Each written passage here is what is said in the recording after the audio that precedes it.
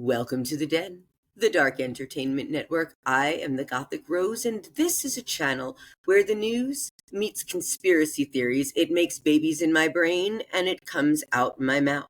If this is your type of content, be sure to like, follow, subscribe, and hit that bell, because I am not going to stop.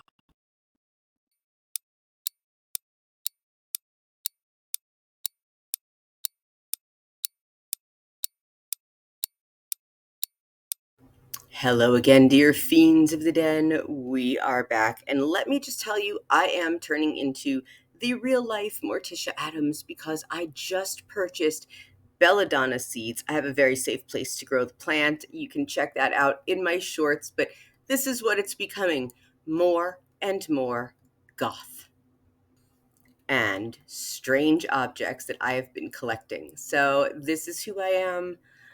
This is why we're here at the Dark Entertainment Network, and I am talking more paranormal today, but a little bit different.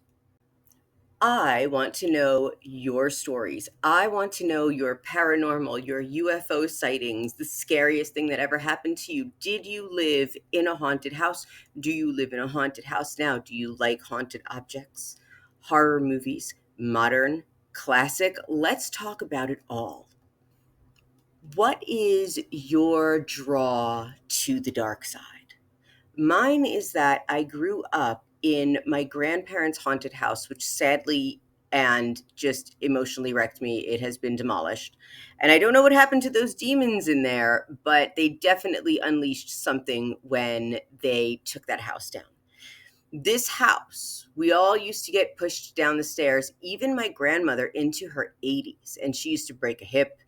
She used to puncture lungs, break ribs. I mean, things would happen all the time. And I used to walk up and down this staircase, and it was a completely walled staircase. It was curved. It had a banister on one side, but not on the other side where the big wall was. So I used to run my fingers up the wall and have this oily liquid on my hands that looked brownish. And it wasn't for years and years that I didn't realize what it was. It was ectoplasm.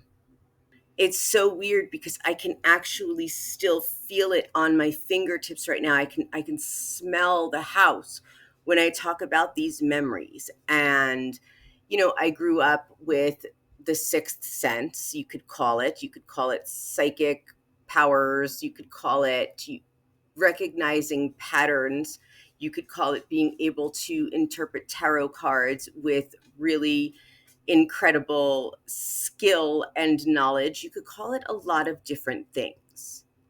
But I've always been drawn to the dark side of things because I have seen and experienced things that many other people also talk about and seem to be on my level.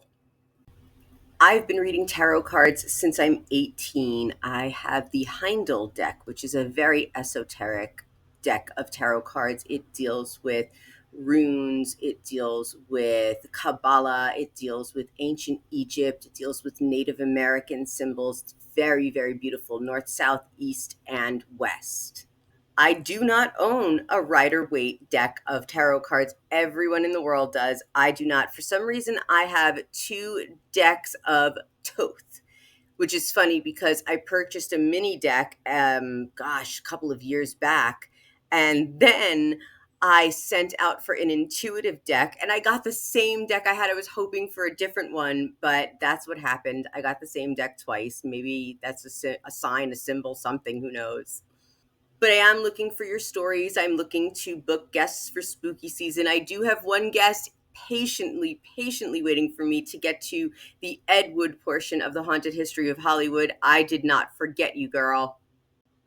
But I want to know your stories. Me and my floating head want to have a discussion with you and talk about the spooky, the things that freaked you out, the things that keep you up at night still, even though it happened years ago. Something that happened recently. Are you from Appalachia? Do you want to tell me about any of that? Because I'm up here in the Catskill Mountains and we hear strange knocks and noises all the time, and we always see trees, live trees that are ripped from the base, close to the roots, and just thrown, not knocked down by lightning, not fallen by, age because it's dead, live trees. And people say that could be a Sasquatch. So I live in a really interesting area where the dead lakes are, where there's a lot of sightings of Sasquatch, where we hear strange knocks in our woods behind our house and hear what sounds like a squeaking door opening and closing every so often. It's very interesting.